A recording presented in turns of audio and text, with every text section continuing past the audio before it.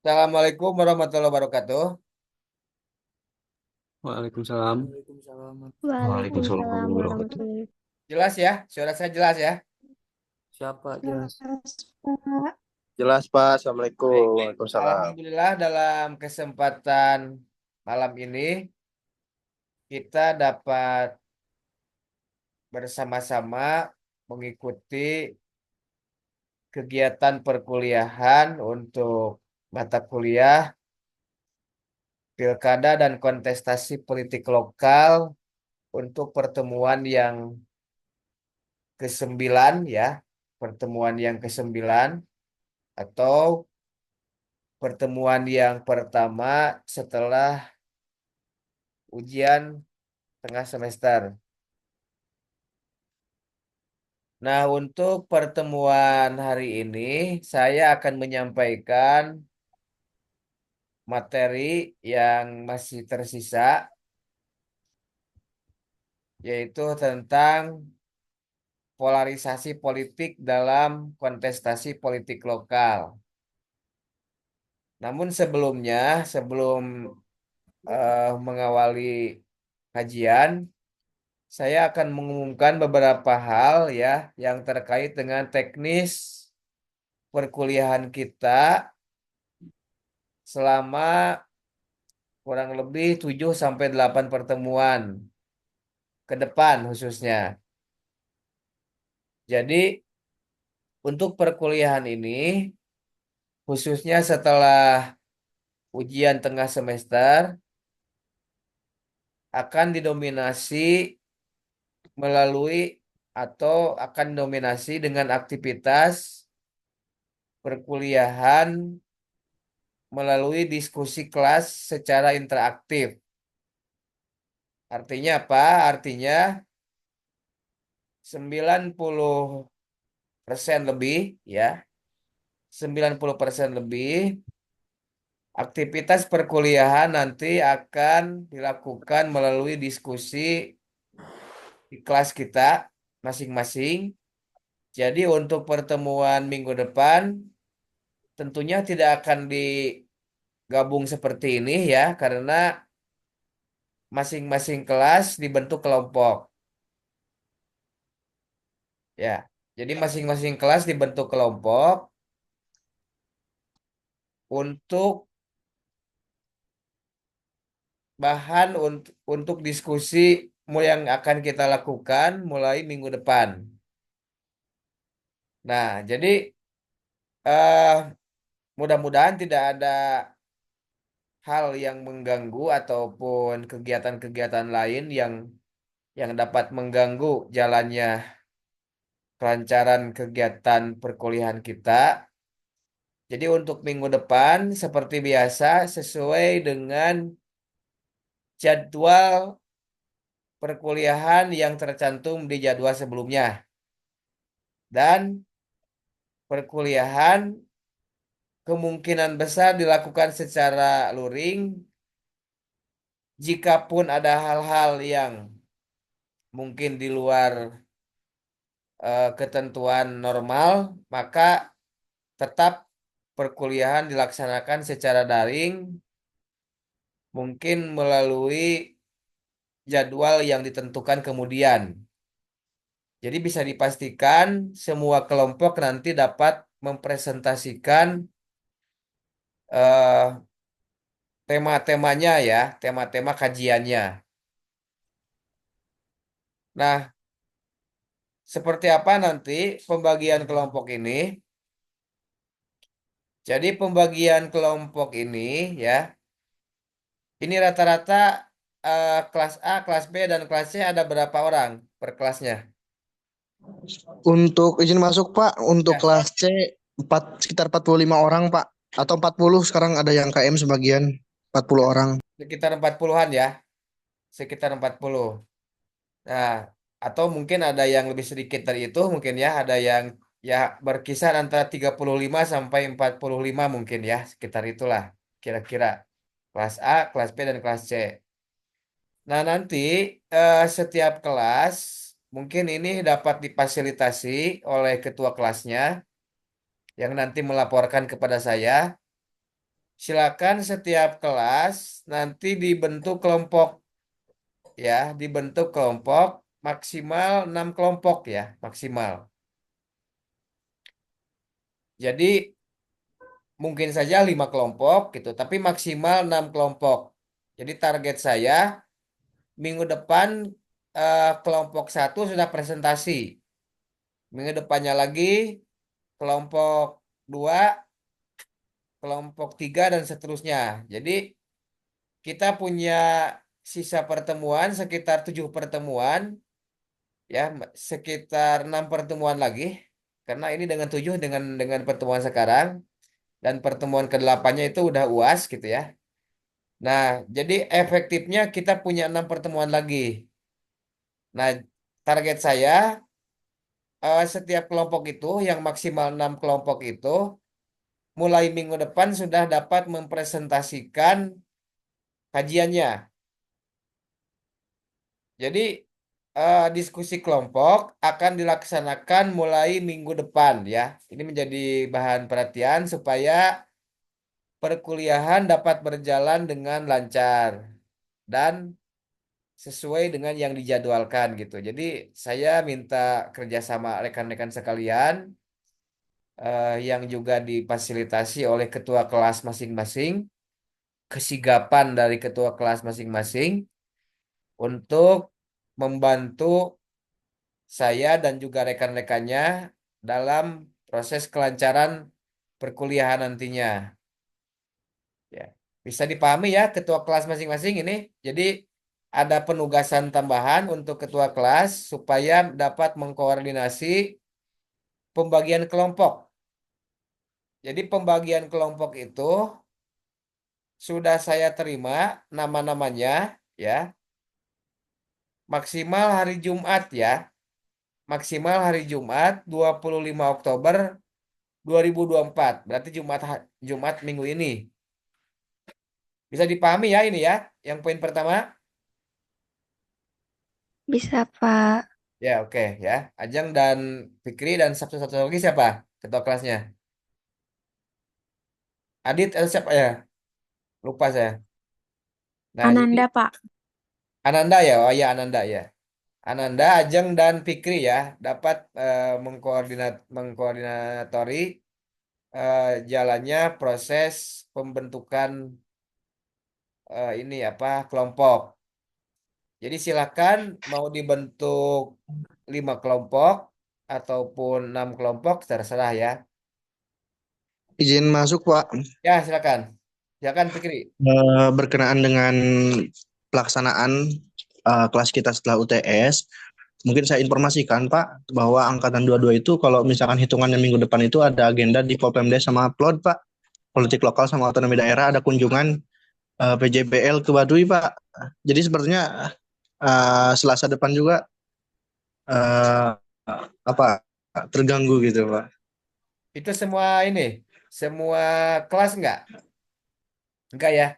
90% mahasiswa aktif, Pak. Sekitar Oh gitu ya. ada 3 bis mungkin Itu minggu nanti besok ya? Mulainya minggu besok. ya minggu besok itu sampai 28 sampai 30 Oktober, Pak. Ya. Nah, kalau Ya, misalkan mau 6 kelompok mungkin harus digeser gitu, Pak, sebelum atau ya. sesudahnya.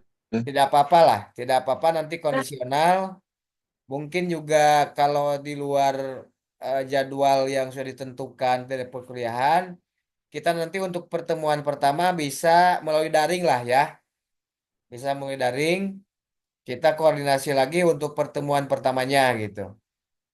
Yang penting nanti eh, semua kelompok dapat mempresentasikan.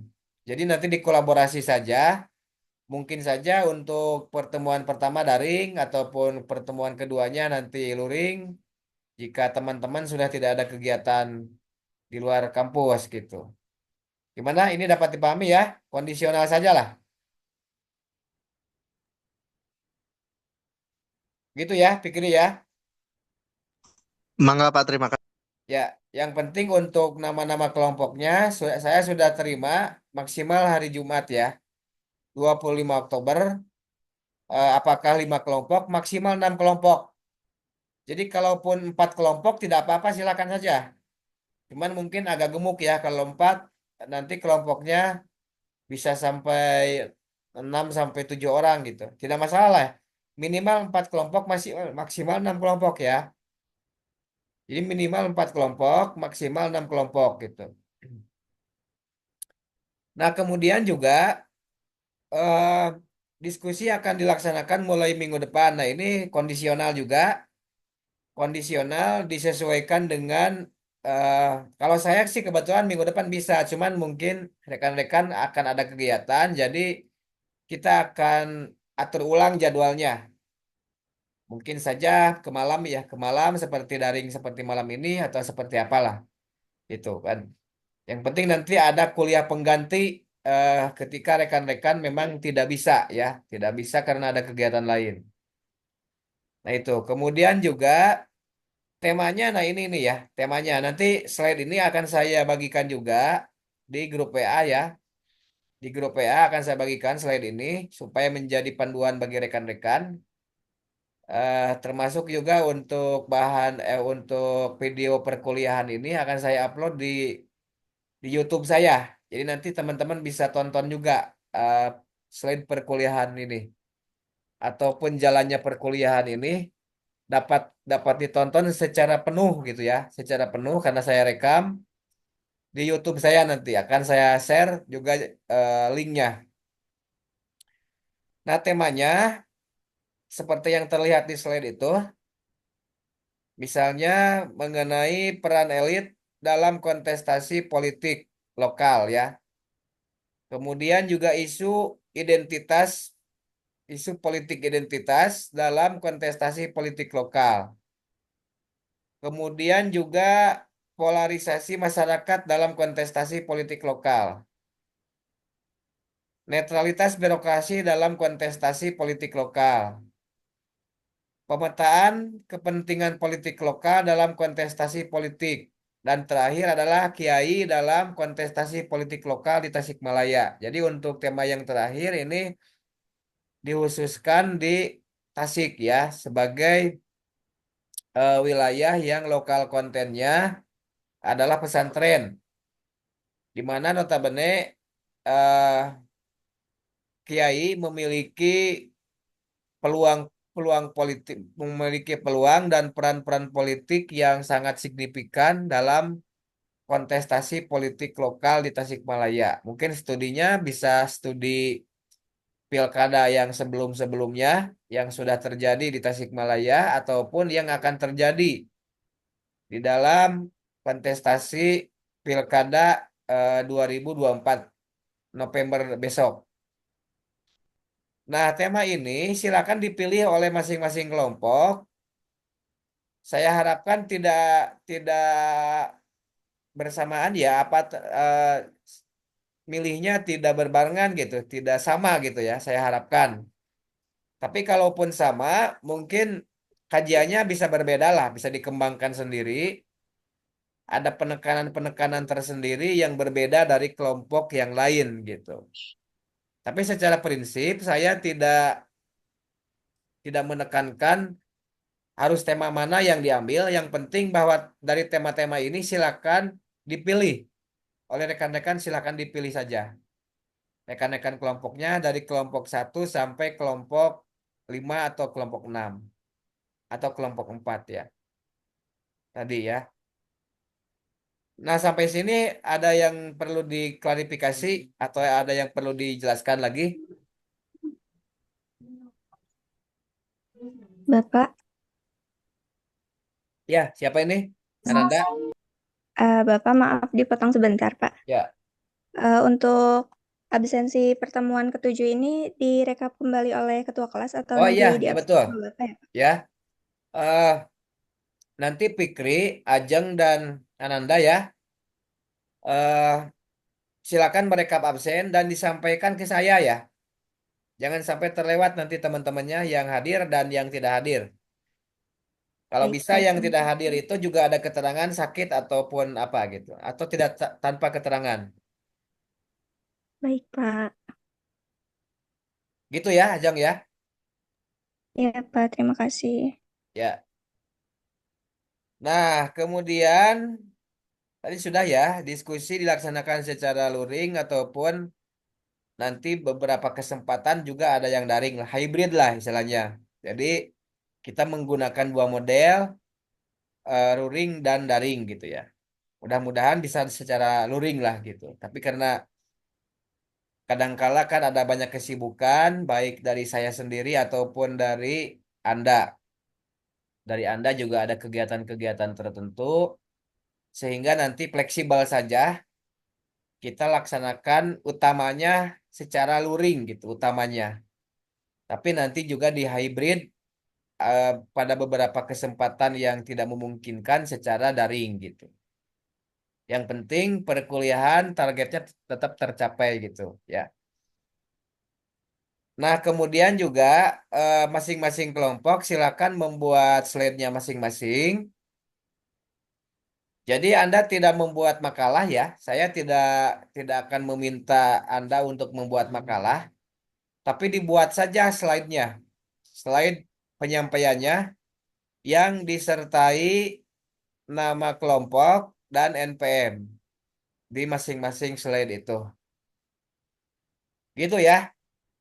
Nah, silakan ada pertanyaan terkait teknis dari tugas ini? Izin bertanya, Pak. Ya, silakan. Untuk yang presentasi itu semuanya atau perwakilan saja? Nah, nanti untuk presentasi silakan didesain saja. Eh, Kalaupun nanti semua mungkin sistemnya dibagi-bagi, tapi saya sarankan tidak usah semua saja ya. Misalnya diwakili oleh 3 orang, tetapi saya harapkan nanti anggota kelompok yang lain aktif untuk menjawab pertanyaan walaupun tidak menyampaikan eh, paparan gitu. Tapi misalnya nanti di cover dengan menjawab pertanyaan-pertanyaan dari rekan-rekan kelompok lainnya. Itu kira-kira ya, Ananda ya. Siap, Pak. Terima Ya, kasih. supaya lebih efektif, saya kira nanti diwakili saja untuk pemaparannya oleh maksimal 3 orang gitu. Ya, bisa oleh 2 orang gitu kan ya. Atau 1 orang juga saya kira tidak masalah. Kalau kira-kira cukup, ya idealnya oleh 2 orang atau 3 orang lah idealnya. Oleh 2 orang atau 3 orang. Nanti moderator diambil dari anggota kelompok yang bersangkutan, moderatornya. Nah, tapi saya harapkan itu juga menjadi bagian dari penilaian saya, menjadi salah satu parameter penilaian itu adalah kekompakan dari masing-masing kelompok. Jadi penilaiannya dilihat dari eh, kekompakan dari penyampaian materi, sistematisasi dari materi, ya, kemudian juga kekompakan dari kelompok dan kemampuan-kemampuan mengembangkan kajian melalui pertanyaan-pertanyaan yang dijawab secara tuntas ya, secara tuntas ataupun secara mendalam gitu. Jadi saya harapkan nanti di dalam diskusi itu tidak ada loading yang terlalu lama ya ketika ada pertanyaan. Jadi ketika tolong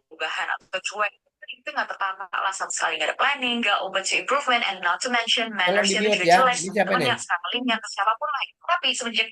mute, tolong di mute. Nah, gitu ya. Jadi di dalam penyampaiannya nanti juga silakan dibuat PowerPoint-nya dan saya harapkan tidak dibaca lah. Nanti saya komentari juga proses diskusinya supaya nanti ada perbaikan juga untuk Anda di masa yang akan datang, untuk mata kuliah lain di masa yang akan datang, ataupun sebagai bekal dalam diskusi-diskusi publik, diskusi-diskusi ilmiah, seperti apa yang seharusnya dan seperti apa yang ideal ya. Nah, gitu seperti itu. Baik, masih ada? Cukup ya? Nah, saya yakin Pak Rino sudah banyak menyampaikan baik Iya, namanya saha orangnya. konsep Udah. maupun praktek-praktek pilkada di berbagai daerah di Indonesia, baik kaitan antara demokrasi dengan pemilihan umum, khususnya dalam konteks ini adalah pilkada, kemudian juga bagaimana nuansa pilkada itu, penyelenggaraannya, pelaksanaannya. Saya yakin Pak Rino sudah banyak menyampaikan lah tentang itu. Dan saya tinggal menambahkan saja mengenai kontestasi dan polarisasi ya, dan polarisasi. Kenapa kontestasi politik lokal dan polarisasi ini perlu disampaikan? Karena pada kenyataannya, pada kenyataannya kondisi yang seperti ini akan selalu terjadi di kontestasi-kontestasi politik, khususnya politik lokal. Apalagi kita saat ini di bulan November ya, kalau nggak salah di bulan November ini akan menghadapi pilkada, khususnya mereka yang tinggal di beberapa daerah yang menggelar pilkada. Mungkin untuk lokalnya ada Kota Tasikmalaya, ada eh, Kabupaten Tasik. Kebetulan saya juga sekarang menjadi tim, salah satu tim perumus debat publik ya. Salah satu tim perumus debat publik untuk debat Pilkada Kabupaten Tasik ya. Jadi yang membuat desain debatnya dan pertanyaan-pertanyaannya salah satunya saya untuk Kabupaten Tasik ya. Nah, biasanya di dalam kontestasi ini muncul polarisasi di masyarakat. Mungkin juga secara sederhana polarisasi itu muncul karena ada perbedaan pilihan ya. Ada perbedaan pilihan antar pendukung dan itu sebenarnya satu hal yang wajar. Mungkin juga sudah dijelaskan oleh Pak Rino dalam konsep kontestasi politik, demokrasi dan eh, pemilihan kepala daerah pasti akan selalu seperti itu. Dan itu terjadi karena ada berbagai kepentingan ya. Mungkin si A tetangganya mendukung si B, tetangganya lagi mendukung C. Kebetulan di Kabupaten Tasik kan ada 3 pasangan. Di kota lebih banyak lagi ya. Kota berapa kota? Ada 4 atau berapa ya kota? 4 atau 5? 4 ya kota. Nah itu juga menimbulkan berbagai macam polarisasi dukungan yang bahkan berpengaruh kepada banyak hal gitu di Tasikmalaya ini. Kasus yang di Tasikmalaya. Bahkan kemarin juga saya dengan KPU melakukan sosialisasi di SMA 1 Tasik. Ternyata di SMA 1 Tasik itu eh, juga ada banyak ya siswa-siswinya itu yang kebetulan juga pemilih pemula, kerabat dari setiap calon itu. Bahkan ada yang anaknya, ada yang nyalon itu ada anaknya katanya. Ada kerabatnya, keponakannya gitu. Sehingga juga guru-guru itu harus hati-hati ketika mengajar, ketika menyampaikan materi yang eh, tidak boleh mengarah kepada kecenderungan dukungan salah satu pasangan calon gitu.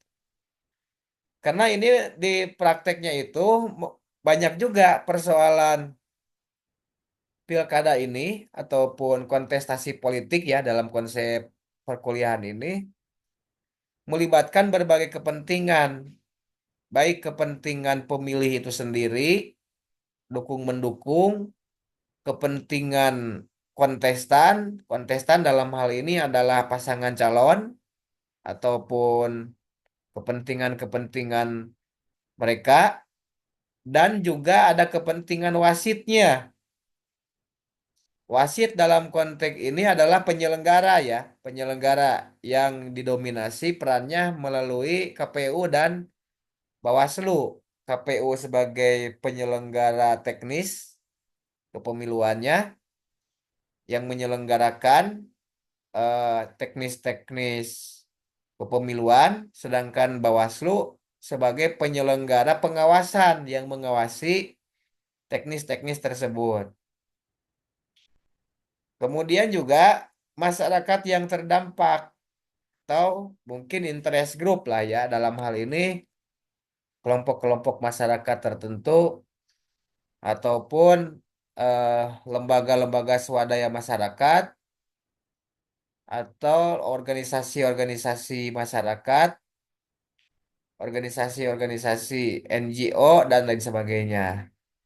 Dan ada broker politik sehingga memicu berbagai hiruk pikuk yang sebenarnya pilkada ini sederhana gitu.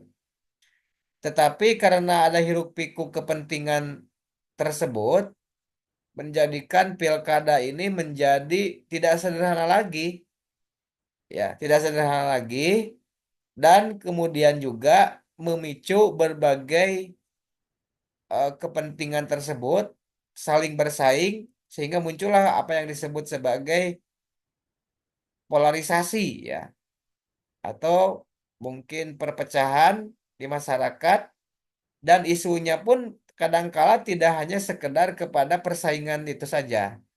Muncul misalnya kepada isu-isu yang lain, isu identitas, baik itu identitas agama, etnik, suku bangsa, atau identitas-identitas lainnya, ya. Padahal sebenarnya hanya persoalan perbedaan dukungan ataupun persoalan perbedaan eh, apa itu namanya calon ya, siapa mendukung siapa. Tapi kemudian menjadi tidak sederhana dikarenakan eh, ditumpangi oleh berbagai hal. Seperti tadi misalnya menumpangi isu agama, etnis, suku bangsa dan sebagainya. Nah, itu saya kira di beberapa kabupaten kota juga isu-isu seperti itu muncul ya, isu seperti itu. Tapi nanti teman-teman mungkin di dalam diskusi kelompok nantinya dapat dianalisis lagi jika mengambil tema mengenai polarisasi ataupun kontestasi politik di Kota Tasikmalaya atau di Kabupaten Tasik ya.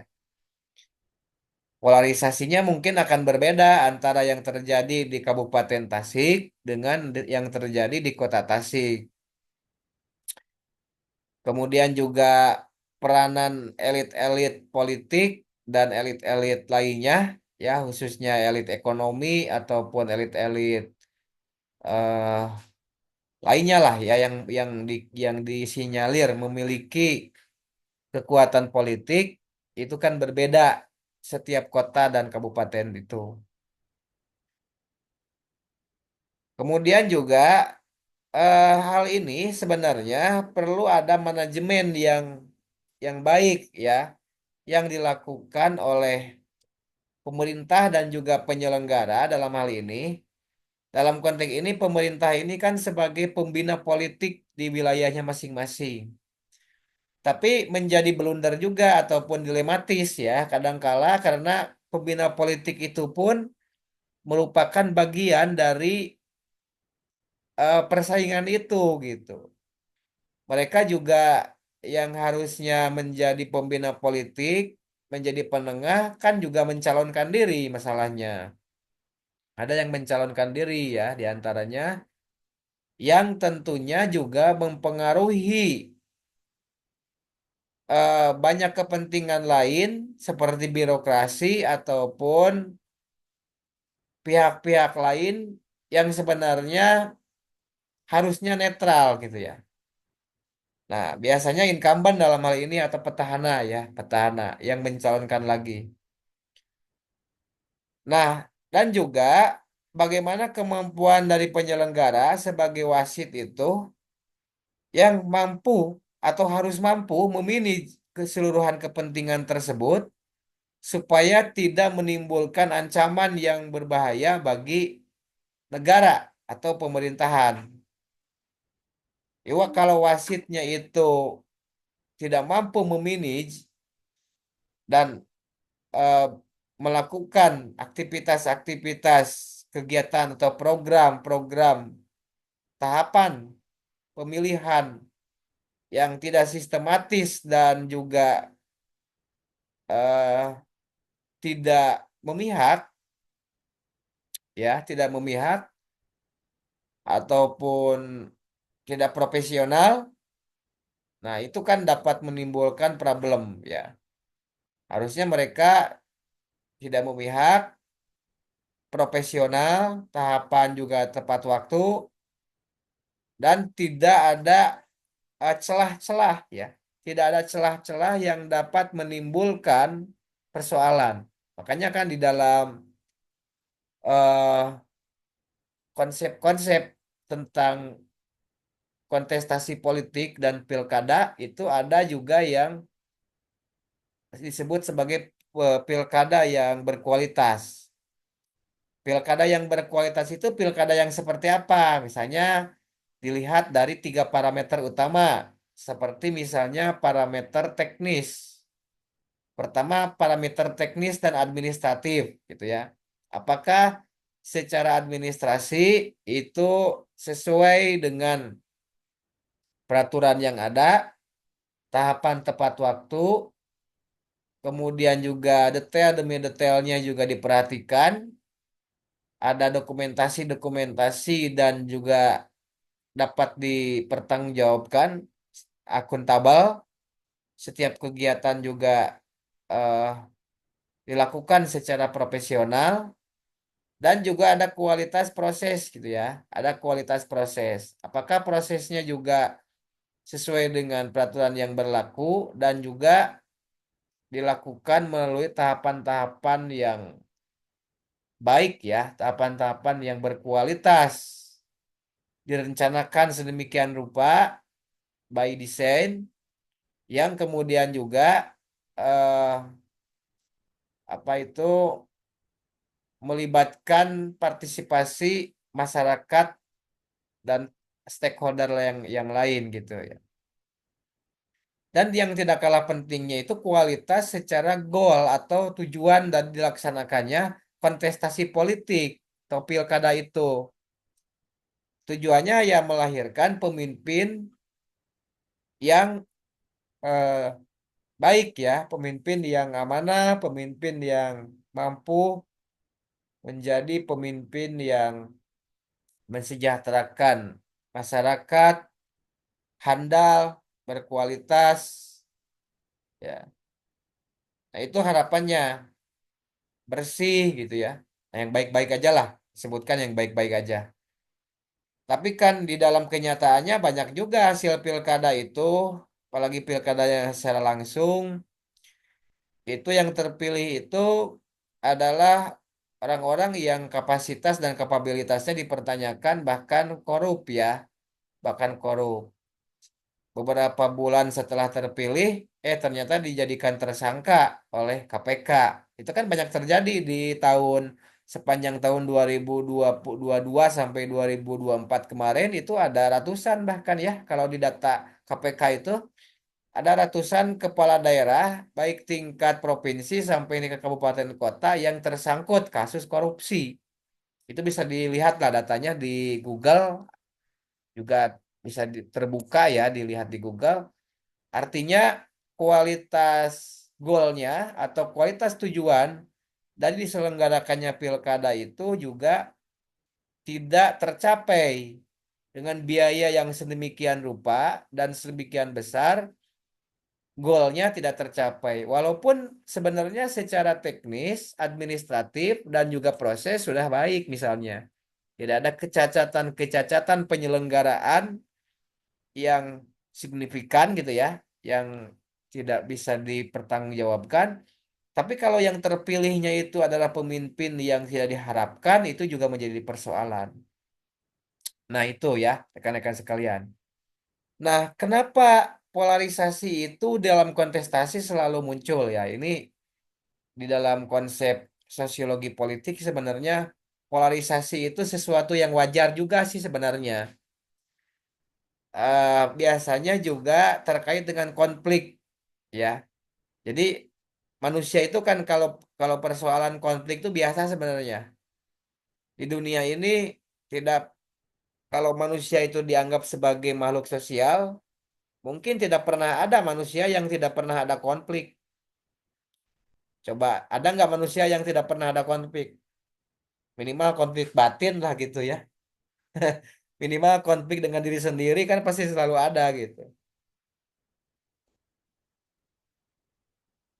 Jadi sesungguhnya sebagai makhluk sosial, manusia ini wajar sebenarnya berkonflik, terjadi benih-benih perpecahan dan sebagainya itu sesuatu yang wajar sesungguhnya. Tetapi eh, menjadi tidak wajar jika polarisasi itu berkepanjangan dan mengganggu ketentraman dan ketertiban kita sebagai warga negara. Selalu dibayangi oleh kewas-wasan dan selalu dibayangi oleh perpecahan yang terus-menerus. Dan banyak kejadian ketika pilkada sudah beres, perpecahan masih terus terjadi. Bahkan juga di beberapa kasus di daerah-daerah tertentu ada yang eh, anggota masyarakat yang satu itu tidak tidak ini ya sampai tidak bergaul dengan masyarakatnya atau dengan lingkungannya karena berbeda pilihan. Itu nyata terjadi di masyarakat, ya.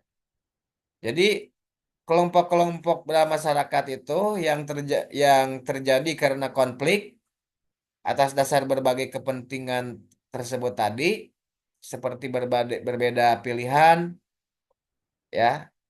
Nah, ini yang cukup serius itu yang berbeda pilihan karena atas dasar ideologi. Tapi biasanya di masyarakat yang berbeda pilihan atas dasar ideologi ini relatif eh, tidak terlalu banyak lah ya secara ideologi itu. Agama, sosial budaya, dan bidang-bidang lainnya. Jadi hal tersebut tuh wajar ya.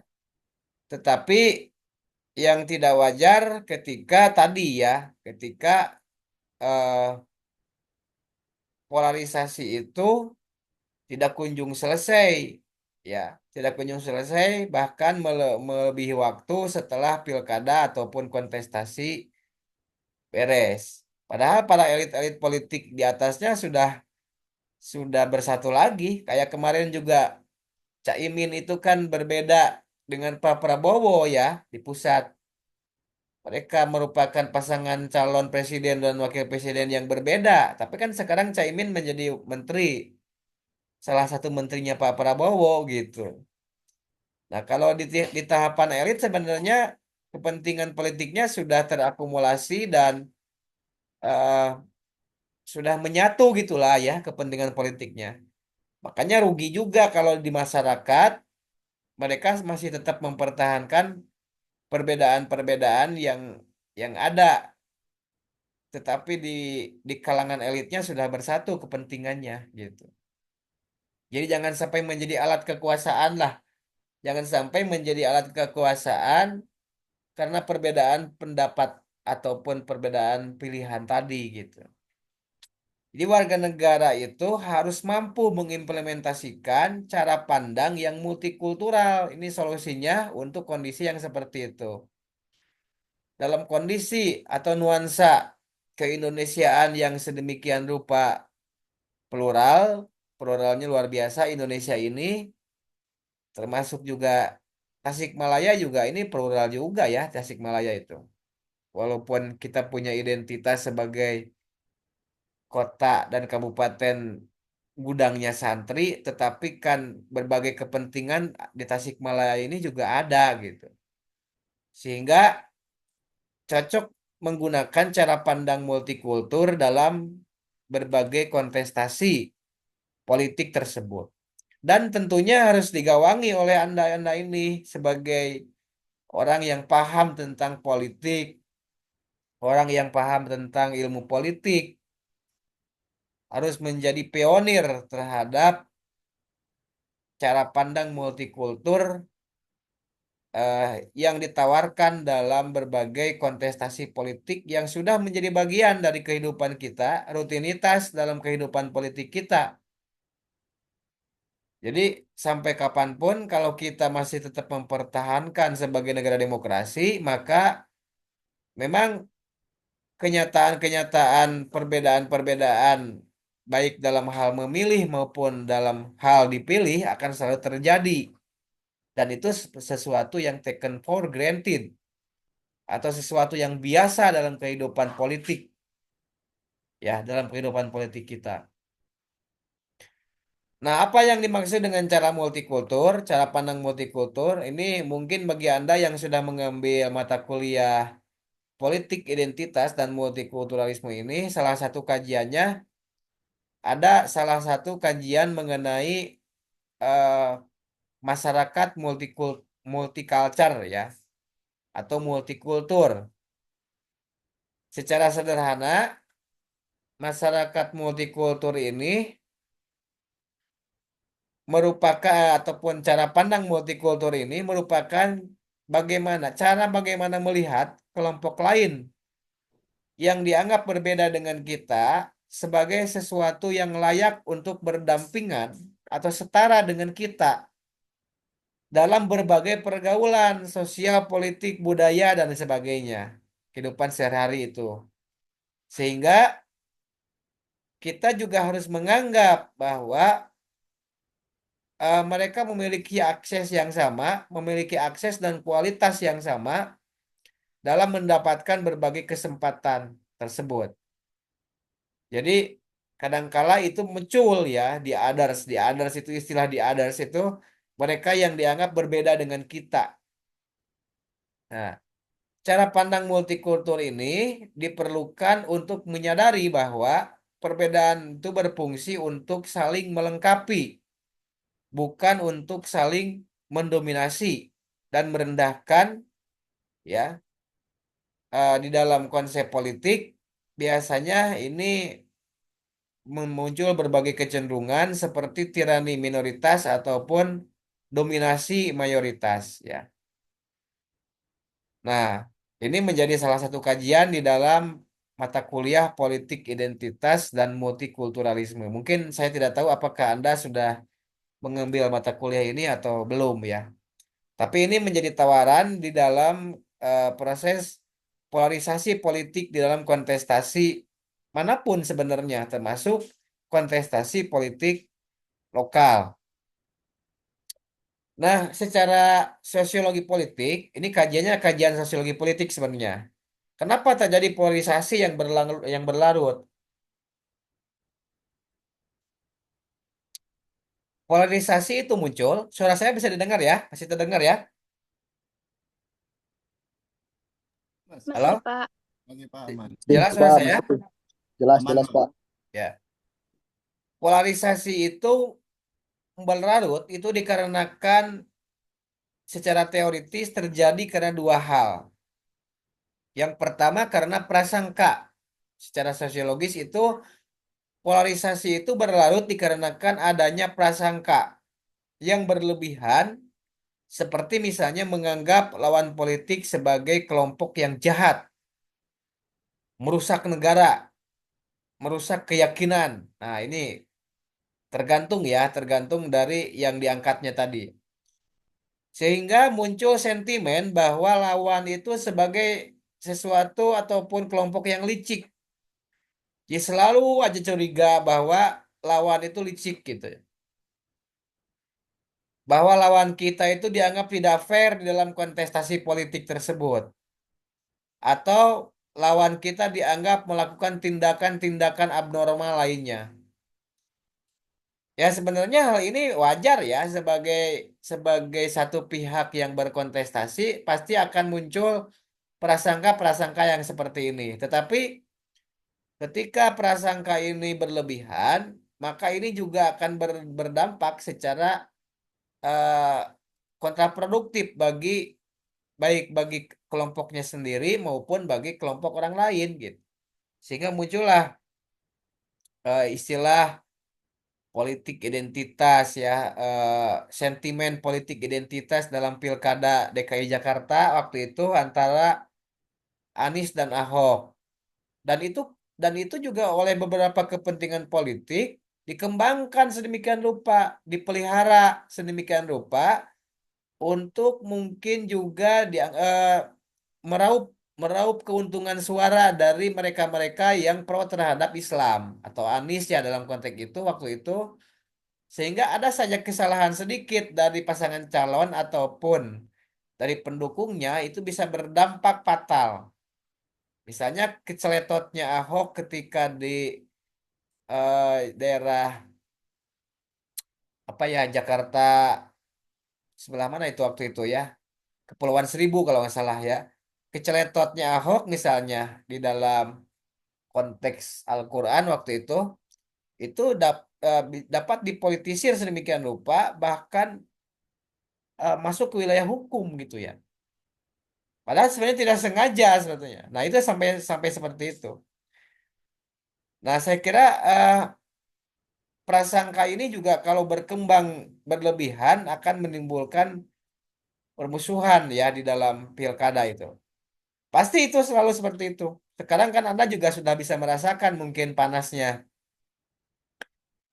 iklim politik di Kabupaten Tasik atau di Kota Tasik itu sudah mulai terasa sebenarnya, khususnya bagi kelompok-kelompok yang memang berada pada garis terdepan persaingan itu. Kalau Anda mungkin tenang-tenang saja karena tidak mendukung siapa-siapa. Kalaupun ada yang mendukung, mungkin juga tidak secara ideologis mendukungnya mungkin gitu. Tapi bagi tim sukses kan itu panas gitu. Kemarin juga saya sempat merumuskan konsep debat segala macam itu kan dipertemukan juga dengan LO ya. LO dari masing-masing pasangan calon kan tidak mudah untuk menjelaskan. Ada aja seolah-olah itu kepada KPU atau penyelenggara itu berprasangkanya itu jelek aja gitu. Kalau ini seperti ini, takutnya KPU mendukung salah satu pasangan calon gitu. Memang sangat sensitif hal-hal yang seperti itu tuh, sangat sensitif ya. Karena semua pasangan ingin menang. Semua pasangan itu ingin menang, bahwa seolah-olah eh, calon yang berbeda dengan kita itu melakukan tindakan-tindakan yang dianggap bahwa mereka melakukan kelicikan-kelicikan, padahal juga tidak ada buktinya. Jadi udah berprasangka negatif aja udah biasa. Makanya tim sukses itu kadangkala udah negatif aja bawaannya terhadap musuh-musuh politiknya atau lawan-lawan politiknya. Nah, yang kedua, ini yang lebih tinggi lagi masalah stereotip yang biasa juga di ini ya dipolitisir persoalan stereotip ini yang akhirnya kemudian juga dipelihara juga sedemikian rupa kepada like and dislike yang cenderungnya berlebihan bahwa pokoknya mereka yang berbeda dengan kita itu sebagai mereka yang apa ya yang tidak sesuai gitu, atau mereka-mereka itu mereka apa namanya pihak yang akan merugikan masyarakat gitu. Jadi kembangkan sedemikian rupa dislike yang berlebihan bahwa pokoknya yang menang itu calon saya, yang harus menang itu calon saya gitu.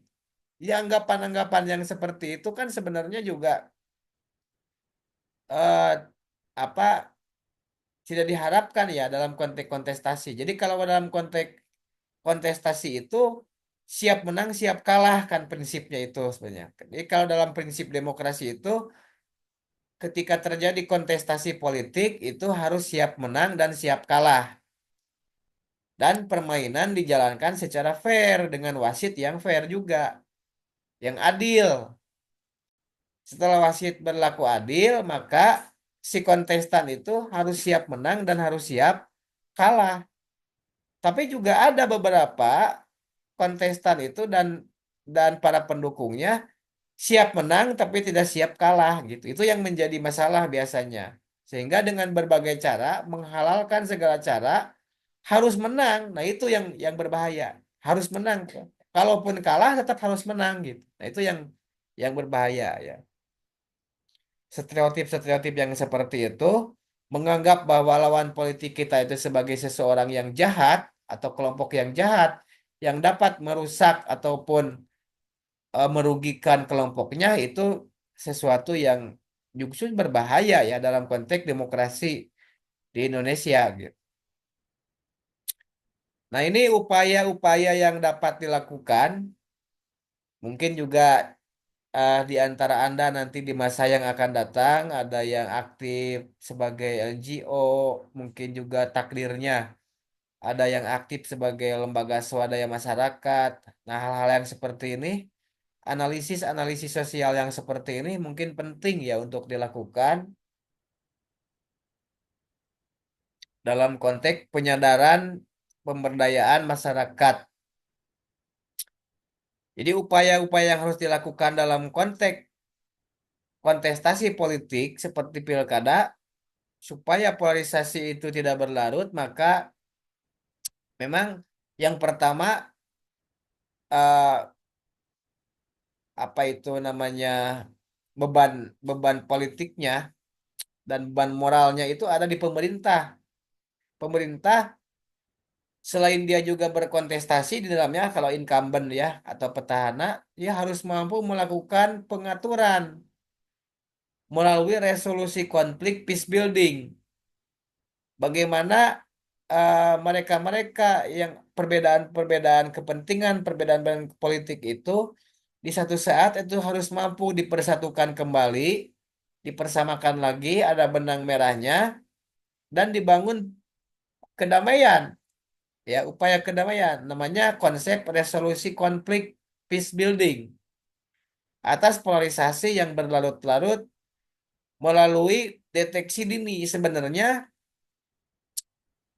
di undang-undang dasar ataupun di peraturan-peraturan itu sudah ada ya konsep mengenai ATHG, ancaman, tantangan, hambatan, dan gangguan. Jadi pemerintah memang harus mampu untuk mengidentifikasi ancaman, tantangan, hambatan, dan gangguan. Termasuk dalam pilkada ini. Pilkada terdekat di Kabupaten dan Kota Tasik misalnya, ancamannya apa? Tantangannya apa? Hambatannya apa? Dan gangguannya apa? Itu harus teridentifikasi dengan baik. Di sisi lain juga, masyarakat juga sama, harus memang berbicara kontestasi itu harus ada kematangan ya, kematangan dari masyarakatnya itu sendiri. Bahwa pemilu itu sebenarnya sesuatu yang taken for granted, yang biasa. Bahkan kalau di Amerika itu kan sebenarnya kontestasi itu sudah dianggap sesuatu yang biasa lah. Karena Amerika sudah ratusan tahun yang menjalankan sebagai negara demokrasi, bahkan juga pemilihannya gue simpel di Amerika mah. Pemilihannya juga tidak tidak tidak waktu yang diliburkan dan juga biasa aja bagi mereka bekerja karena pemilihannya juga hanya dalam hitungan waktu berapa jam, mungkin 2 jam atau 3 jam ya, saya informasinya begitu. Karena mereka sudah menggunakan e-voting ya, atau e-voting.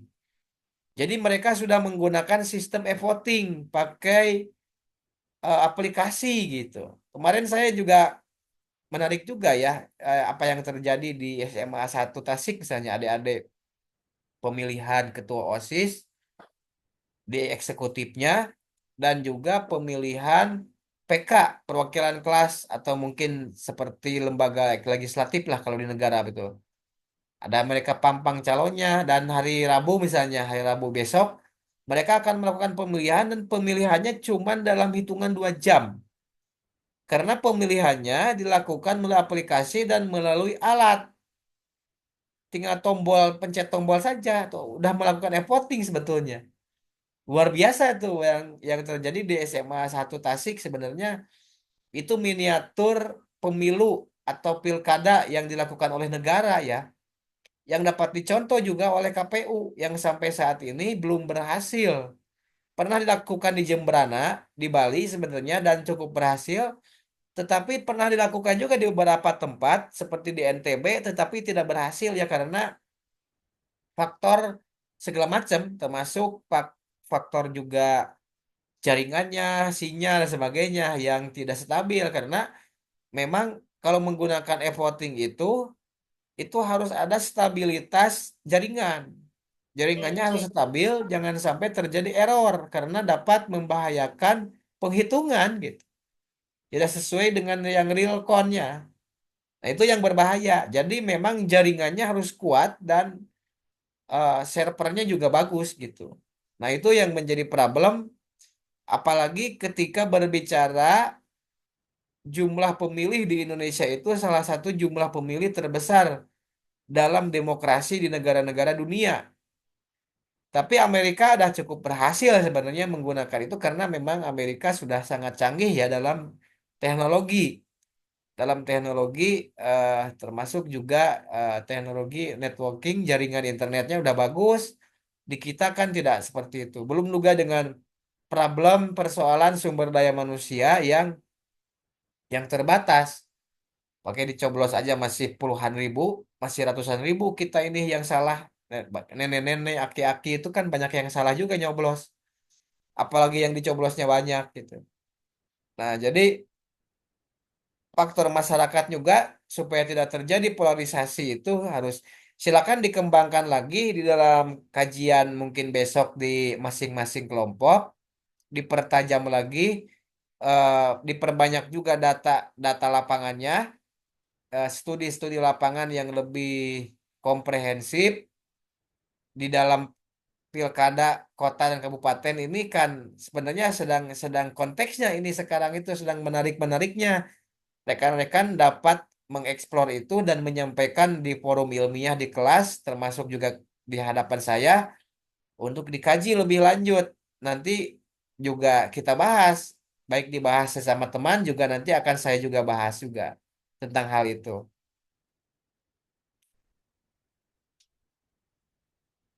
Nah, ini sebenarnya kalau kalau kita sudah belajar tentang PKN ya, pendidikan kewarganegaraan, mungkin sudah biasa ada mengkaji tentang ATHG ini ancaman, hambatan, tantangan dan gangguan dalam konteks kontestasi politik lokal.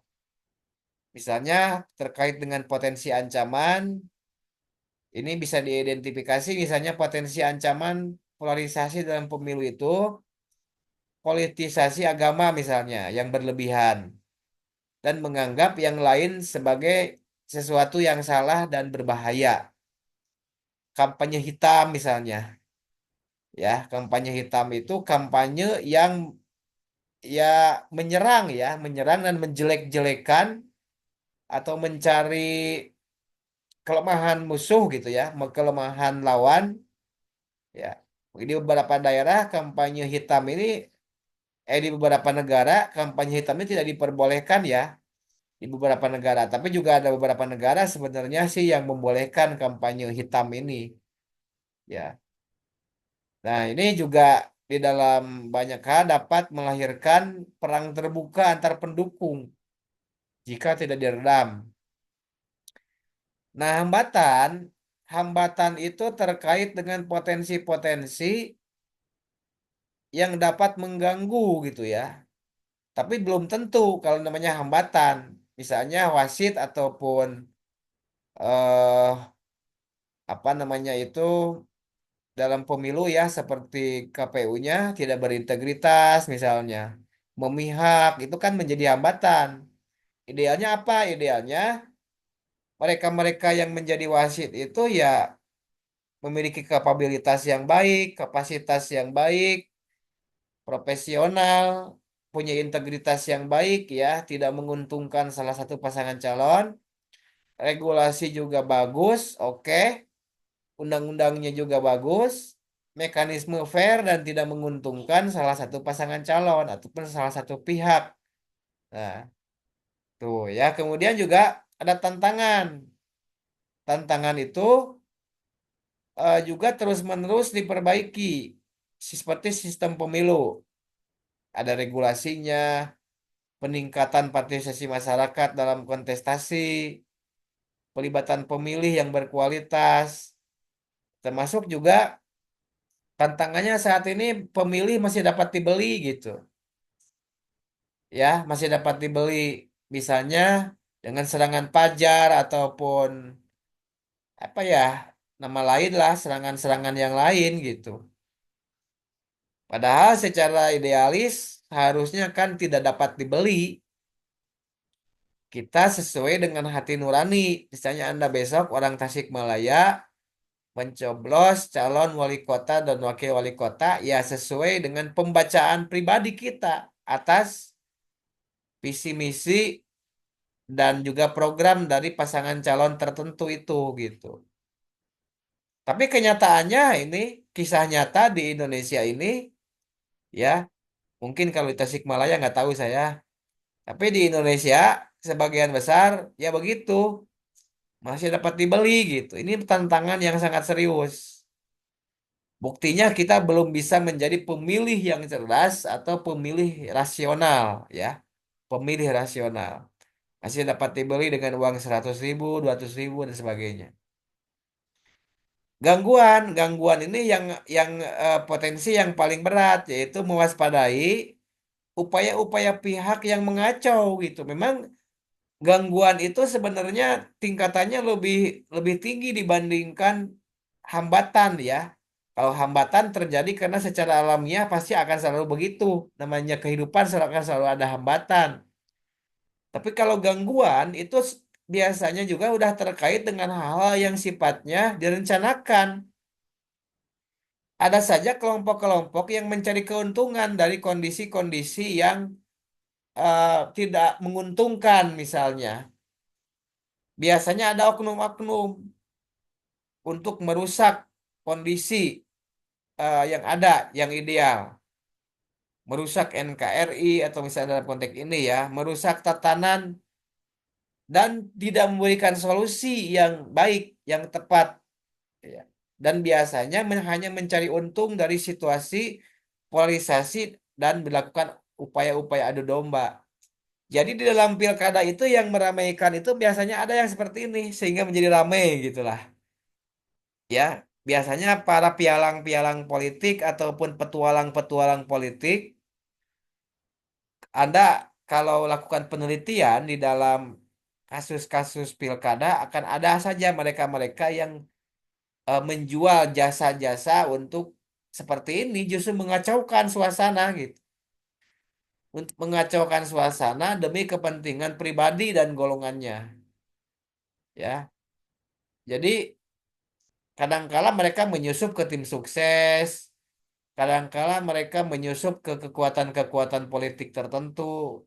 Ya tujuannya apa? Untuk membuat kekacauan tujuannya. Nah, itu yang berbahaya yang kemudian perlu diminimalisir khususnya oleh penyelenggara pemilu dan juga pemerintah ya dalam konteks membina politik di sebuah daerah gitu. Nah, ini saya kira sebagai bekal atau bahan sederhana bagi rekan-rekan untuk dikembangkan nantinya di dalam diskusi kelompok dan dipertajam lagi melalui data lapangan. Silakan dari mulai sekarang dibikinkan kelompok dan sudah mulai bekerja rekan-rekan. Jadi saya harapkan karena ini tidak ada waktu untuk negosiasi lagi, rekan-rekan sudah siap gitu ya, sudah siap ketika misalnya untuk minggu depan kelompok satu untuk mempresentasikan, sudah siap untuk mempresentasikan dan datanya silakan karena ini kan banyak orang lah ya, lebih dari 5 orang saya kira satu kelompok itu dapat berbagi tugas. Mana yang tugasnya untuk mengetik, mana tugasnya yang ke lapangan. Saya kira ke lapangan juga tidak usah semua ya, misalnya perwakilan saja yang melakukan wawancara, yang melakukan observasi misalnya, dan kemudian dituangkan oleh beberapa orang. Jadi di, dibagi tugas saja, dibagi tugas saja. Siapa juga yang akan membuat tampilannya, siapa juga yang nanti akan presentasi gitu ya. Jadi bagi-bagilah, bagi-bagi tugas di antara kelompok itu. Nanti saya juga akan menilai kekompakan itu ya. Silakan di antara anggota kelompok yang nanti ada yang keberatan, tentunya nanti akan saya cross check di kelompok itu. Misalnya si Anu tidak bekerja sama sekali Pak gitu. Jadi jangan takut untuk menyampaikan. Kalau tapi harus benar ya. Saya tahu lah. Kalau di antara Anda yang nanti menyampaikan tidak benar, saya akan tahu. Jadi saya punya metode untuk menilai informasi itu benar atau valid atau tidak valid ya. Saya kan dosen metodologi, jadi eh, tidak akan di satu informasi itu tidak akan diterima mentah-mentah ya, tidak akan diterima mentah-mentah, tapi juga belum tentu informasi yang diberikan itu salah, juga akan diverifikasi dan divalidasi. Jadi karena karena gini ya, penilaian UAS ini nanti akan banyak diberikan dari hasil diskusi ini ya. Saya juga belum menentukan nanti UASnya seperti apa, tetapi sebenarnya nilai UAS nanti besarnya ada di presentasi ini. Jadi saya tegaskan kepada rekan-rekan supaya mencari strategi yang tepat bahwa nilai presentasi ini nilainya tertinggi ya, tertinggi untuk nilai UAS. Tentunya nanti digabung dengan nilai dari Parino tentunya. Karena saya kan tidak tahu proses proses belajar Anda untuk pertemuan pertama sampai pertemuan ketujuh itu yang tahu Parino. Jadi digabung dengan nilai Parino tentunya. Tapi untuk pertemuan ke-9 sekarang sampai pertemuan nanti terakhir itu tentunya saya mengetahui prosesnya termasuk penilaian-penilaian dan silakan bagi Anda kelompoknya atau ketua kelompoknya misalnya yang tahu di kelompok itu jika ada anggota kelompoknya yang tidak bekerja disampaikan saja ke saya nanti saya akan verifikasi. Saya akan akan validasi benar enggak bahwa yang bersangkutan itu tidak ikut bekerja. Jadi ini juga pembelajaran bagi rekan-rekan ketika nanti di masyarakat, rekan-rekan akan ada satu kondisi ketika di masyarakat itu rekan-rekan harus bekerja sama dengan tim lain-lain. Jadi harus mampu, ini salah satu pembelajaran ya. Salah satu pembelajaran di dalam perkuliahan itu untuk melatih kemampuan rekan-rekan di dalam problem solver ataupun eh, bekerja sama dengan pihak yang lain. Harus mampu seperti itu. Jadi untuk meringankan satu beban satu pekerjaan ataupun untuk meringankan eh, kerja-kerja yang akan kita lakukan, maka bisa dibagi pekerjaannya di antara anggota-anggota kelompok itu. Nah, itu saya kira ini yang paling penting ya pembelajaran dari perkuliahan ini. Kalau secara konsep, teoritis saya yakin Pak Rino sudah banyak menyampaikan, itu menjadi bekal untuk diskusi-diskusi kita yang lebih mendalam, yang lebih radikal lagi. Silakan diekspresikan diskusi-diskusi yang radikal lagi. Saya akan menyaksikan proses diskusi dengan riang gembira, dengan sukacita. Mudah-mudahan tidak ada problem-problem kesehatan ataupun kondisi-kondisi yang mengganggu lah, kondisi-kondisi yang mengganggu. Tidak ada dinas luar ataupun apa, mudah-mudahan. Kalaupun ada nanti kita ganti eh, di waktu-waktu tetap harus semua yang kelompok itu ada waktu untuk mempresentasikan karyanya di dalam forum ilmiah ini sebagai model pembelajaran yang diharapkan dari mata kuliah politik kontes pilkada dan kontestasi politik lokal ini. Nah, sampai sini silakan kalau ada tanggapan, ada pertanyaan ataupun penyampaian ide-ide lainnya, gagasan dan sebagainya. Baik secara teori ataupun tadi konsep-konsep atau materi yang saya sampaikan maupun secara teknis model pembelajaran kita untuk kurang lebih 6 pertemuan ke depan lagi. Silakan.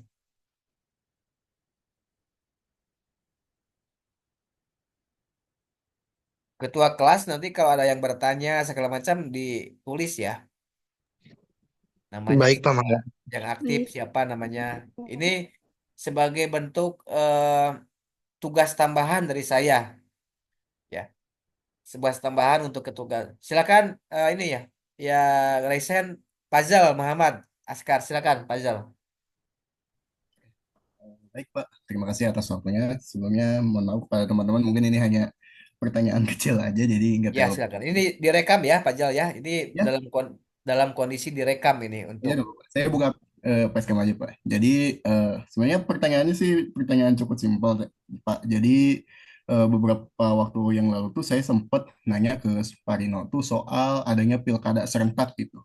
Nah, kalau Pak Rino sendiri jawabnya lebih ke arah sisi budgeting sendiri. Jadi eh, menjelaskan bagaimana dari sisi budgeting kenegaraan dalam pilkada serentak itu jauh lebih terfokus.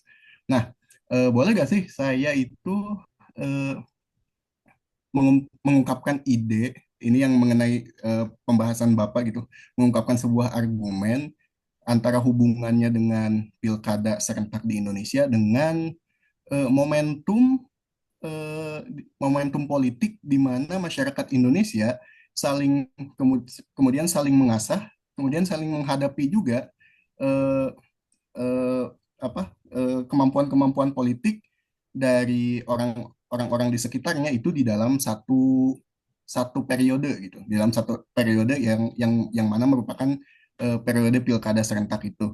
Jadi eh, gimana gitu tanggapan Bapak tentang argumen saya di mana jadi eh, konflik politik dalam konteks pilkada itu jauh lebih ditekan bila adanya pilkada serentak. Jadi kalau ada pilkada serentak, konflik politik dalam konteks pilkada pemilihan itu terjadinya hanya di bulan-bulan tertentu.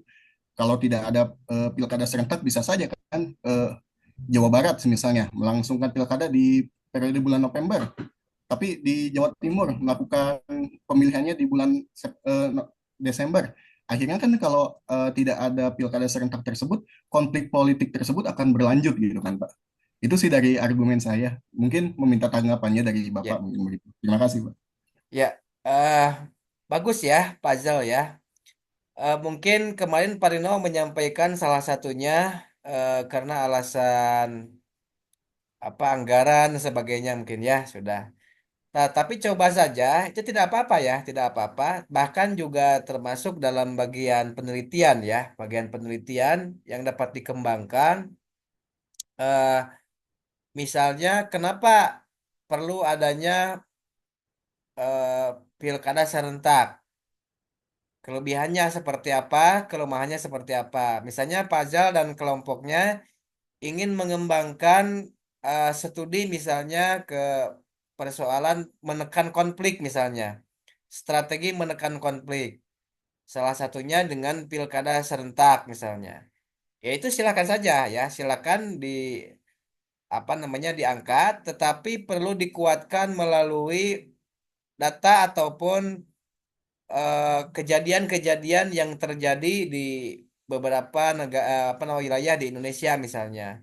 Apakah ada data tersebut bahwa pilkada serentak itu memang dapat menekan konflik gitu ya, Fazal ya. Jadi saya kira perkuliahan pilkada dan kontestasi politik lokal ini memang didominasi oleh kajian-kajian yang sifatnya itu aktual gitu ya.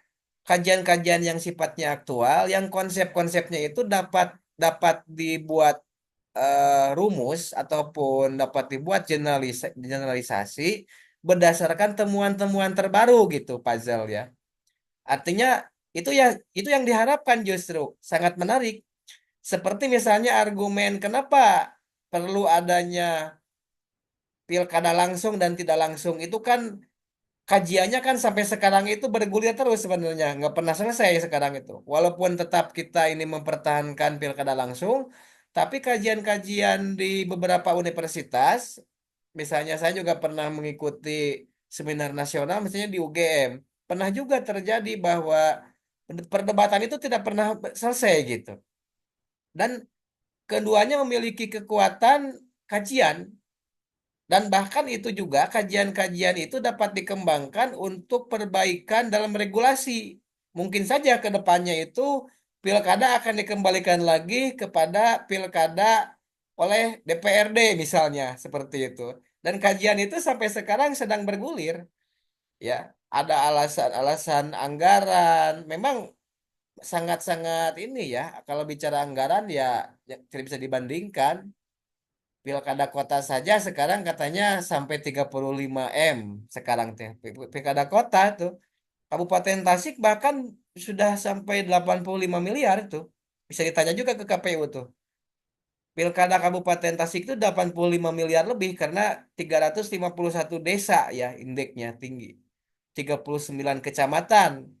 Kalau kota kan cuma 10 kecamatan gitu. Tapi indeksnya itu udah puluhan miliar dibandingkan dipilih oleh DPRD yang mungkin juga hanya membutuhkan 500 juta sampai 1 miliar mungkin. Ya. Ya, tetapi kan tidak sesederhana itu. Mungkin ke tingkat partisipasi juga kalau kita memilih langsung kajiannya bisa lebih tinggi, kita bisa menentukan nasib sendiri dan sebagainya. Itu selalu menjadi pergulatan yang sampai sekarang itu tidak bisa selesai. Dalam konteks rancang bangun politik ya, rancang bangun kita ingin merancang politik yang seperti apa ke depannya perlu didasarkan kepada riset-riset yang aktual gitu. Riset-riset yang aktual yang kemudian kita dapat buat generalisasi-generalisasi dari kenyataan yang ada. Jadi luar biasa kalau nanti rekan-rekan sampai bisa minimalnya ya mengembangkan eh, memperbandingkan beberapa kota tertentu misalnya di Kabupaten Tasik, di Ciamis, ataupun kabupaten-kabupaten atau kota yang pernah mengikuti menyelenggarakan pilkada secara serentak, konfliknya minim misalnya. Ada nih Pak kasusnya misalnya di kabupaten mana dengan kabupaten mana kasus-kasus yang sifatnya ada konflik-konflik, ada apa namanya polarisasi tidak terlalu kentara misalnya. Jadi silakan saja itu terus gini juga ya sebenarnya ini kan tema yang 6 ini tema yang dibuat oleh saya. Sebenarnya juga Pak boleh nggak dari tema ini misalnya saya kembangkan lagi mungkin saya sudah punya data yang cukup kuat, tapi masih dalam konteks pilkada dan kontestasi politik lokal. Silakan saja tidak masalah ya.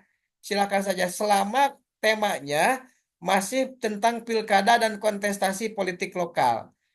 Tapi harus diingat harus berbasis data gitu. Harus berbasis data karena ini sifatnya kajian, diskusi kajian. Ya, diskusi kajian itu harus berbasis data. Nah, itu yang diharapkan nanti puzzle ya. Jadi silakan saja. Kalau puzzle ingin masuk kepada perdebatan misalnya eh, antara serentak dan tidak itu, misalnya puzzle sepakat dengan pilkada serentak, tapi kajiannya ke konflik misalnya. Kajiannya ke konflik. Silakan saja.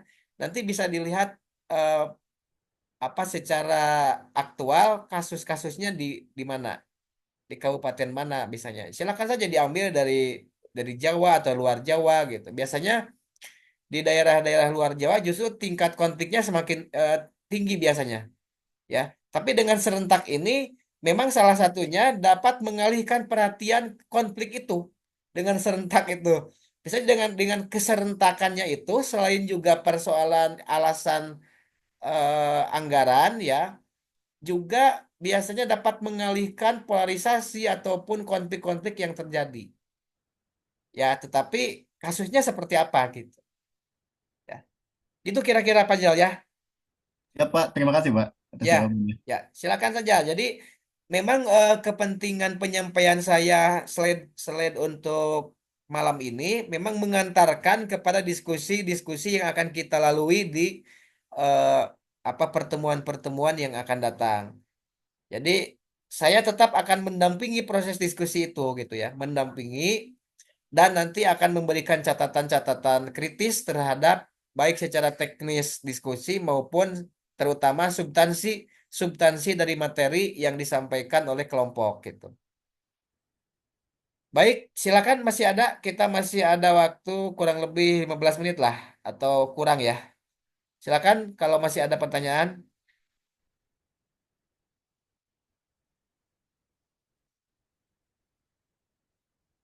Ada? Masih ada atau cukup ya? Baik, kalau kalau tidak ada, tidak apa-apa juga ya. Kalau tidak ada, saya harapkan nanti peran serta kita dalam model pembelajaran dialogis ke depan. Jadi ke depan itu Anda menjadi dosennya, justru saya menjadi eh, kritikusnya gitu ya. Tapi tentunya kita nanti akan melahirkan eh, temuan-temuan baru, ilmu-ilmu baru, ataupun kajian-kajian baru yang perlu kita update. Saya harapkan nanti ada update-update data di lapangan yang memperkuat argumen Anda ya, yang memperkuat argumen Anda. Misalnya begini, contohnya dominasi pengusaha dominasi pengusaha di dalam keterlibatan tim sukses pasangan mana gitu, calon mana. Studi di dalam Pilkada Kota Tasikmalaya 2024. Silakan saja, silakan. Tetapi tentunya harus dibuktikan ya pengusaha mana yang kemudian punya peran yang signifikan itu segala macam. Itu kan ilmu baru itu. Itu ilmu baru kita jadi ada temuan-temuan baru ya di dalam kontestasi politik lokal itu.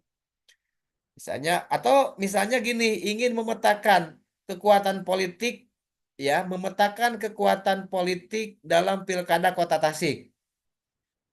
Jadi Anda membuat prediksi-prediksi kekuatan politik mana yang nanti akan dominan dan memenangkan pilkada. Itu tidak apa-apa juga. Ya, tidak tidak dilakukan survei, tetapi berdasarkan dari pembacaan kekuatan-kekuatan politik yang dominan. Misalnya berdasarkan survei-survei yang sudah dilakukan dan juga pendukungnya gitu ya. Mungkin juga dari mesin parpol, dari analisis mesin parpol pendukung, di mana parpol itu memiliki berapa kursi di parlemen dan juga dipilih dalam pemilu legislatif tahun 2024 kemarin, berapa suara misalnya yang sekarang terakumulasi dukungannya kepada siapa. Jadi tidak apa-apa juga untuk melakukan prediksi, tetapi prediksi itu didasarkan kepada data aktual gitu ya. Didasarkan kepada data aktual.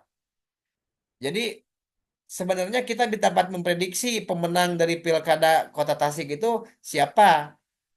Paling tidak meleset jauh gitulah ya, seperti itu. Kita bisa, tapi berdasarkan dari data aktual yang kita ketahui saat ini dan dari peta kekuatan politik gitu. Ibarat komentator bola kan yang menang itu siapa, memang ada terakhir itu takdir gitu ya. Tapi kan misalnya eh, Inggris dengan Belanda. Nah, kita kan bisa memprediksi berdasarkan kekuatannya Inggris seperti ini, Belanda seperti ini, kemudian head to headnya seperti apa, eh, pemain depannya siapa saja yang ini ya, yang bertempur di sana, pemain belakangnya siapa, kipernya juga bagaimana, karakter dari setiap pemain itu bagaimana, sehingga kita dapat memprediksi. Kalaupun nanti ada yang meleset seperti apa, itu kan yang namanya perilaku pemilih seseorang itu dapat berubah setiap saat. Nah, itu yang dimaksud dengan analisis ya, yang dimaksud dengan analisis. Tapi tentunya saya juga punya analisis tersendiri terhadap siapa misalnya besok calon yang akan menang di Kota Tasikmalaya itu, saya punya analisis tersendiri gitu. Tapi pastinya tentunya ya secara metodologis harus dilakukan survei. Kalau kepastian itu harus dilakukan secara survei biasanya. Tapi secara kualitatif juga kita dapat melakukan prediksi-prediksi berdasarkan gambaran yang ada saat ini sebetulnya. Itulah fungsi ilmu, fungsi pengetahuan dalam politik gitu ya. Itu sangat bagus ketika ini menjadi ini apa namanya menjadi tambahan pengetahuan dan ilmu baru tidak hanya bagi Anda dan rekan-rekan Anda, tetapi bagi saya juga. Jadi saya juga sebagai dosen harus mengupdate informasi terkini, ya, yang kemudian nanti dianalisis menurut konsep-konsep dan teori yang ada dalam studi politik, demokrasi, dan juga dianalisis secara metodologis gitu ya. Ada metodenya. Silakan juga Anda sampaikan metodenya seperti apa, metode kajiannya misalnya eh, datanya dicari melalui wawancara, ya sambil belajar lah dikit-dikit bagaimana melakukan riset-riset ilmiah. Karena di dalam politik itu mengkaji itu harus harus berdasarkan metode yang dapat dipertanggungjawabkan. Gitu ya, saya kira ya. Cukup, tidak ada pertanyaan. Baik, kalau tidak ada pertanyaan, jangan lupa untuk ketua kelas untuk apa itu namanya eh, absennya ya. Nanti disampaikan ke saya untuk absennya. Dan terima kasih atas segala perhatian rekan-rekan sekalian. Semoga hal yang dikaji di dalam perkuliahan kita yang perdana setelah UTS ini dapat menstimulan dan juga dapat mengembangkan, membuka pemahaman rekan-rekan lebih mendalam lagi, membuka pemahaman rekan-rekan lebih kritis lagi ya di dalam mengkaji berbagai isu-isu politik, khususnya dalam persoalan pilkada dan kontestasi politik lokal dalam konteks perkuliahan kita malam ini. Terima kasih juga atas segala perhatian rekan-rekan, sehingga perkuliahan ini dapat terlaksana dengan lancar dan mohon maaf karena ada dinas luar sehingga saya tidak bisa memberikan perkuliahan tepat sesuai dengan jam yang sudah dijadwalkan dan tidak secara langsung bertatap muka secara daring. Tapi substansi-substansi perkuliahan yang diharapkan dan ditargetkan di pertemuan ini saya harapkan juga tercapai ya. Saya harapkan tercapai juga sesuai dengan yang ditargetkan. Demikian saja. Terima kasih atas segala perhatiannya. Mohon maaf atas segala kekurangan. Assalamualaikum Pak, warahmatullahi maaf Pak, wabarakatuh. Oh iya ya gimana? ini absensinya screenshot kirim ke ketua kelas Pak. Oh iya ya silakan di ini aja ke ketua kelas aja. Oh siapa di screenshot ya Pak? Ya, ya ke ketua kelas aja ya. Oke, terima kasih Pak. Ya, terima kasih sama-sama. Assalamualaikum warahmatullahi wabarakatuh. Waalaikumsalam warahmatullahi wabarakatuh. Waalaikumsalam. Waalaikumsalam warahmatullahi Terima kasih, Pak. wabarakatuh.